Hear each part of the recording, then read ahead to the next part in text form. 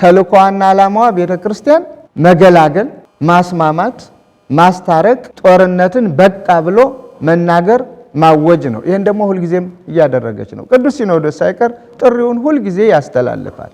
ዛሬም ባላስፈላጊ ሁኔታ የተዘጋው ልባችን በክፋት፣ በተንኮል፣ በሴራ በመሳሰሉት ነገር የተዘጋው የልባችን በር ተከፍቶ፣ ስለዚህ ለሰላም ሁላችንም እንቆም። የምንፈልገው ሰላም ግን የእኛን ፍላጎት የሚያሟላ ሰላም መሆን የለበትም። የሀገርን ፍላጎት የሚያሟላ፣ የወገንን ፍላጎት የሚያሟላ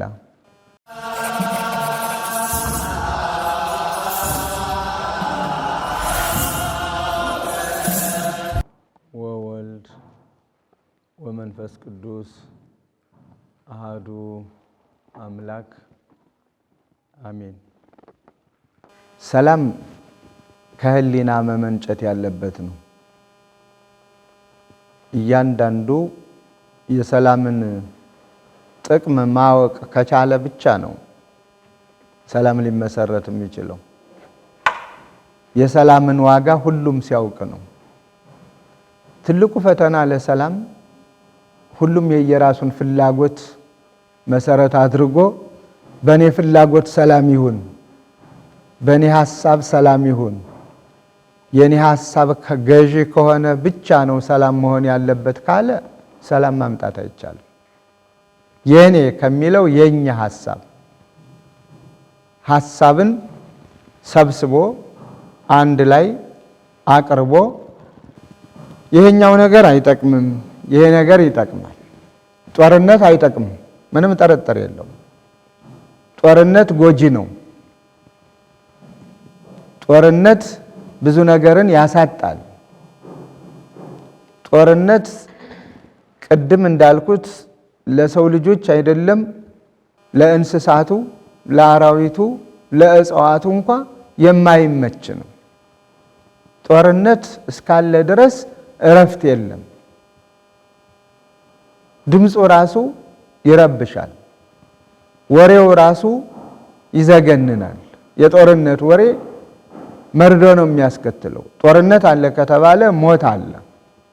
ጦርነት አለ ከተባለ ውድመት አለ። ጦርነት አለ ከተባለ ጥፋት አለ። የሀብት የንብረት የተራ ነው ብንል እንኳ ውድ የሆነው የሰው ልጅ መተኪያ የሌለው ሌላው ቁሳቁስ ሰው ጤናማ እስከሆነ ድረስ ጥሮ ግሮ ወጥቶ ወርዶ በላቡ በወዙ በጉልበቱ ያንን ሀብት ሊተካ ይችላል። ውድ የሆነው የሰው ልጅ ሕይወት ከጠፋ ግን መተኪያ የለውም። ፈጣሪው እግዚአብሔር ብቻ ነውና ሰውን መልሶ ማንም የሚተካ የለም። ስለዚህ ጦርነት አላስፈላጊ መሆኑን ሁሉም ካመነ ጦርነት እንዳይኖር መፍትሄው ምንድነው ብሎ መፍትሄ ፍለጋ ነው።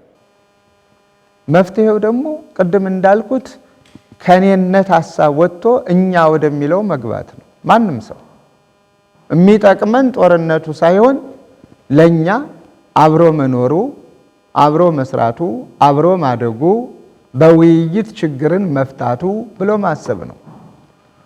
ቤተክርስቲያን ይህንን ነው ሁልጊዜም የምታውጀው። ተልኳም ይሄው ነው። ከዚያ ውጭ ግን ሰላምን ወደሚያሰፍነው ወደ እግዚአብሔር ነው የምትጸልየው። ሰላም ያጣችዋ ምድር ከእግዚአብሔር በመለየቷ፣ ሰላምን የተጠማችዋ ምድር ዝናምን ካጣች ትጠማለች። ዝናምን እስካገኘች ድረስ ደግሞ በልምላሜ ታጌጣለች። ምድር ብለን ደግሞ ምድሪቱ የያዘችውን ፍጥረታት በሙሉ በምድሪቱ ስንናገር ሰላምን ፈላጊ ነው። ምድሪቱ የያዘችው ፍጥረት በሙሉ ሰላምን የሚፈልግ ነው።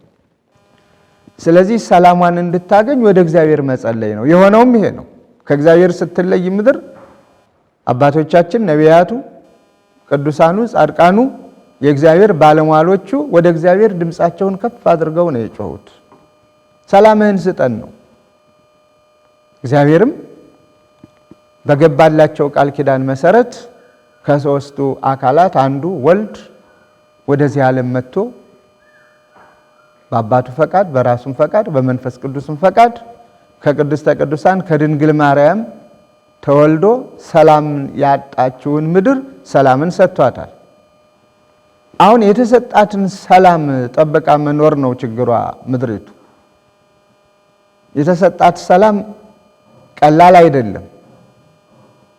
ብዙ ዋጋ ተከፍሎበታል።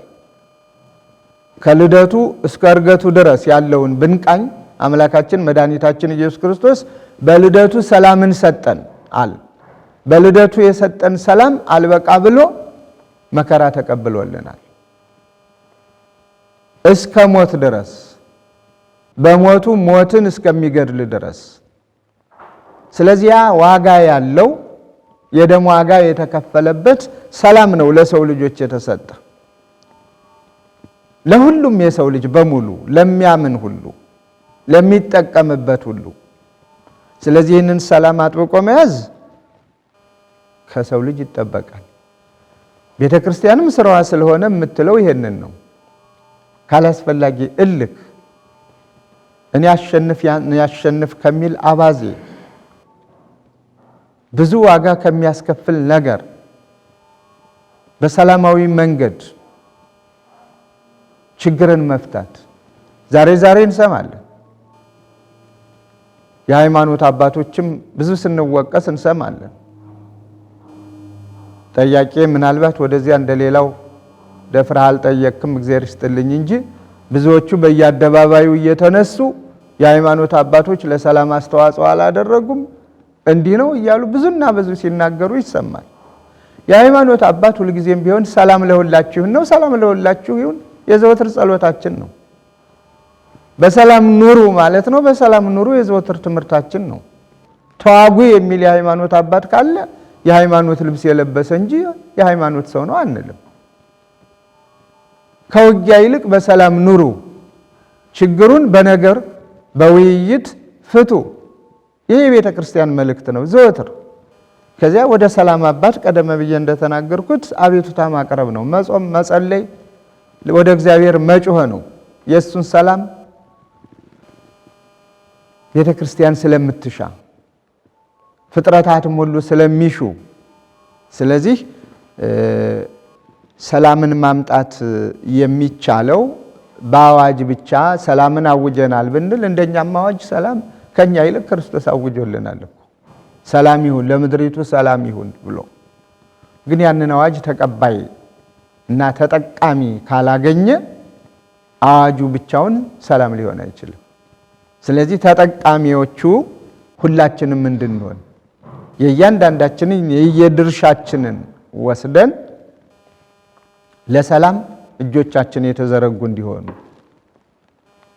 እምንናገረውም ንግግራችንም ሰላምን የሚያበስር ሰላማዊ የሆነ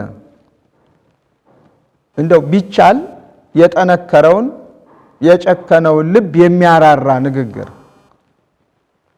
በዚህ ምን አገኘህ? የሰው ደም ሲፈስ ማየት ለህሊናስ እረፍት ይሰጣል ወይ?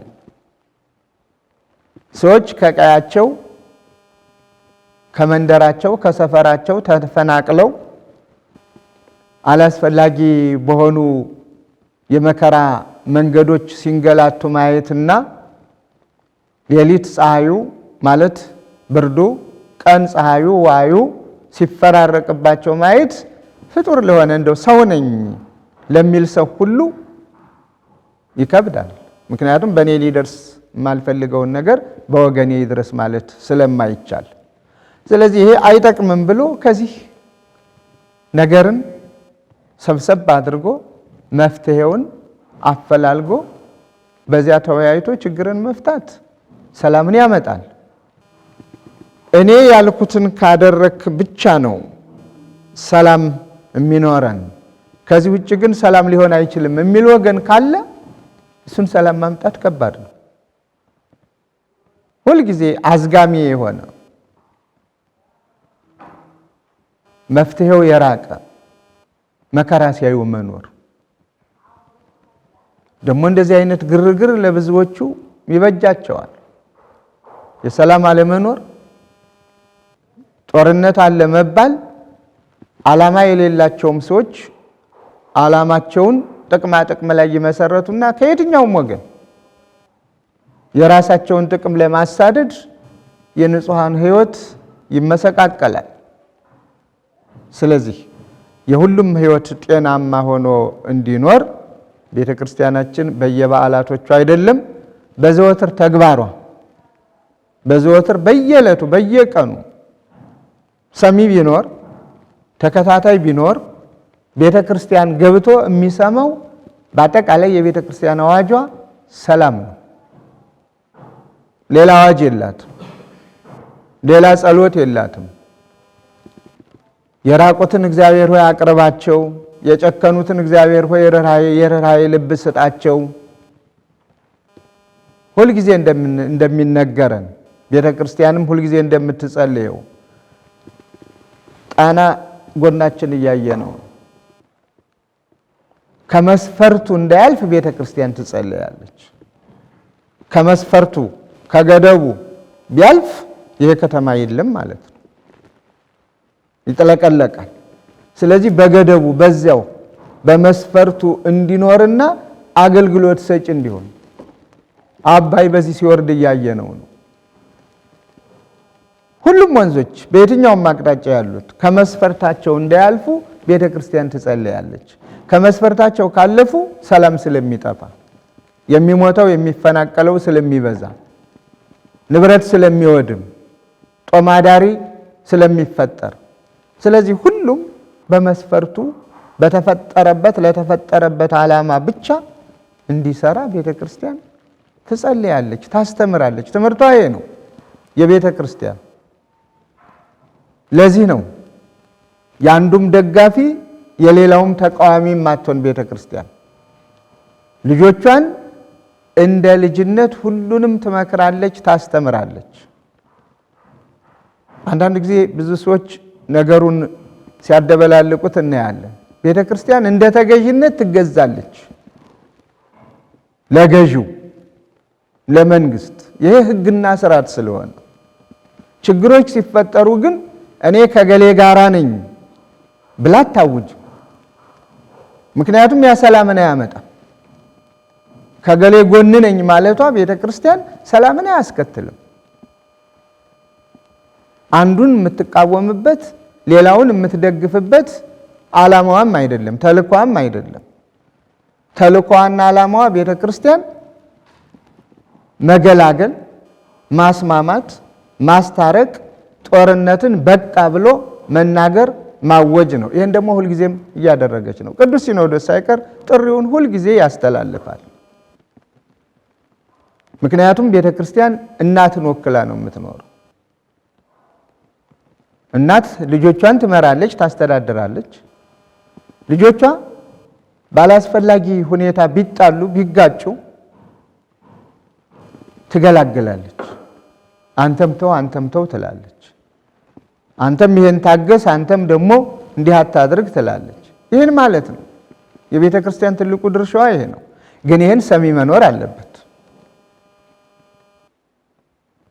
ሰሚ በሌለበት ንግግሮቻችንን ብቻ እንደ ጭራ እንደ ፀጉር እየሰነጠቁ ይሄ ማለት እንዲህ ማለት ነው ብሎ ባላስፈላጊ ነገር የሚተረጉሙ ባሉበት ቤተ ክርስቲያንን በራሷ ጭንቀት ላይ ናት፣ ፈተና ላይ ናት። አሁንማ ያም እየተነሳ የሃይማኖት አባቶች ነው የምንናገረውን የመስማት ጊዜ የለውም። ቤተ ክርስቲያን በጸሎቷ፣ በትምህርቷ፣ በአምልኮቷ በማንኛውም ነገር የምትናገረውን በጎ ነገር የመስማት እድል የለውም። መስማት የሚፈልገውም የራሱን ሐሳብና የራሱን እቅድ ብቻ በቤተ ክርስቲያን እንዲገለጥ የሚፈልገው ይበዛል። በእንደዚህ አይነት ደግሞ ሰላም ማምጣት አይቻልም። ሰላም ያንዱ ተቃዋሚ የሌላው ደጋፊ በመሆን ማምጣት አይቻልም። ያው የለየለት ሁለት ቡድን ፈጥሮ ያሸነፈ ያሸንፍ የማለት ያህል ነው የሚሄደው። ሰላምን እናምጣ ካል ሁልጊዜም ቢሆን ቤተ ክርስቲያን የሃይማኖት አባቶች ለሰላም መቆም አለብን። አዎ። ክፉ ነገርን መደገፍ የለብንም። አዎ፣ መደገፍ የለብንም ክፉ ነገርን። በጎ ነገርን እንደግፋለን፣ በጎ ነገርን እናስተምራለን፣ ማስተማርም አለብን። በማይመለከተን ቦታ ለመገኘት ትልቁ ፈተና ሁሉም አፉ ነኝ ነው የሚለው። ሁሉም ለኔ አፉ ነህ ተናገር። ያ ደግሞ ሰላምን አያመጣም። አብረን ያው የመጣውን እንቀበል ካልሆነ በስተቀር ሰላምን አያመጣም። ሰላምን የሚያመጣ ግን ቅድም እንዳልኩት ሚዛንን ጠብቆ ለሰላም ብቻ ሰላም እንዳይርቅ እንዲቀር የምናወራው ሳይሆን የምንኖርበት እንዲሆን ይመጣል ብለን ተስፋ የምናደርገው ሳይሆን እውን ሆኖ ሰላማችን ብለን በእጃችን የምንይዘውን ሰላም ለማምጣት ሁላችንም የየራሳችንን ስራ መስራት ነው። በተቃራኒ የሚኖሩ ወገኖች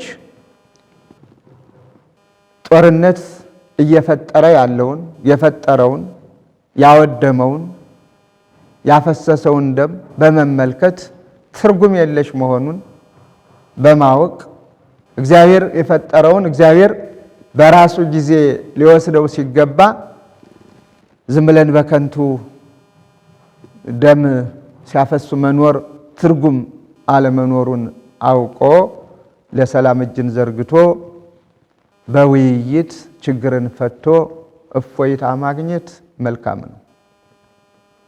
ሰላም የለም በተባለ ቁጥር ብዙ ነገር ነው የሚያሳጣ። ብዙ ነገር ብዙ ፈተና ነው ያለ። ብዙ እንናገር ብንል ስለማይጠቅም ለእግዚአብሔር መንገሩ ስለሚበልጥ የገዳማት ጭንቀታቸው ብዙ ነው። የመነኮሳት ዓለም በቃን ብለው በሚኖሩበት ቦታ ያለው ፈተና ብዙ ነው። ሰላም አለመኖሩ ነው። ዓለምንማ እንግዲያ ንቀውት ሄደዋል እኮ አባቶቻችን። እዚያ ጋር በድንበር አይጣሉ፣ በርስት አይጣሉ፣ በቁሳቁስ አይጣሉ።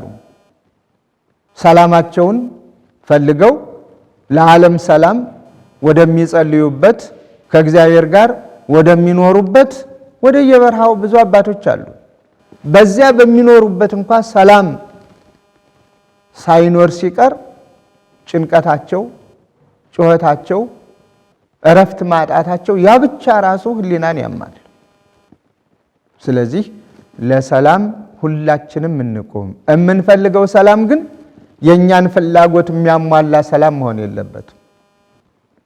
የሀገርን ፍላጎት የሚያሟላ የወገንን ፍላጎት የሚያሟላ የሁላችንን የኔ የግሌን ፍላጎት ሳይሆን የሁላችንን የኛን ፍላጎት የሚያሟላ የግል እድገትን ሳይሆን የጋራ እድገትን የሚያመጣ የግል ምኞትን ሳይሆን የጋራ ምኞትን የሚያመጣ እንደ ሀገር እንደ ወገን እሱን አይነት ሰላም ፈላጊ ለመሆን ፈቃደኝነቱ ካለ ሰላም ሩቅ አይደለም፣ ቅርብ ነው። በኔ ምኞት፣ በኔ ፍላጎት፣ በኔ እቅድ፣ በኔ ስሌት፣ በኔ ሂሳብ ሰላም ላምጣ ከተባለ ግን ከባድ ነው።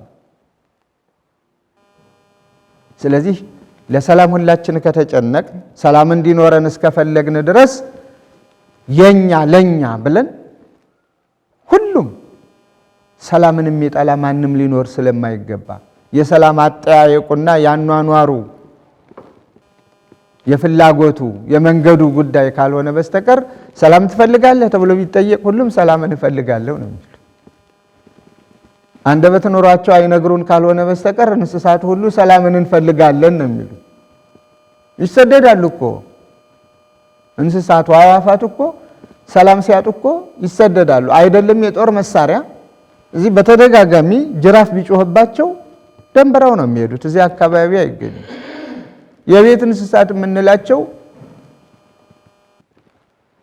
ከቤት አካባቢ ያልሆነ ድምፅ ቢሰሙ በአካባቢው አይገኙም። ይህ ማለት ሰላም ፈላጊነታቸውን ማረጋገጫ ነው። ለዚህ ነው ሰው ከእግዚአብሔር ከተለየ ሰላም የለውም። ከእግዚአብሔር ጋር ሲኖር ግን ሰው ሰላም አለው። ከእግዚአብሔር የተሰጠውን ሰላም ይጠቀምበታል። ስለዚህ ከእግዚአብሔር ጋር እንኑር። ለሰላም እንደ ግል ፍላጎት ሳይሆን እንደ ጋራ ፍላጎታችን እንሩጥ።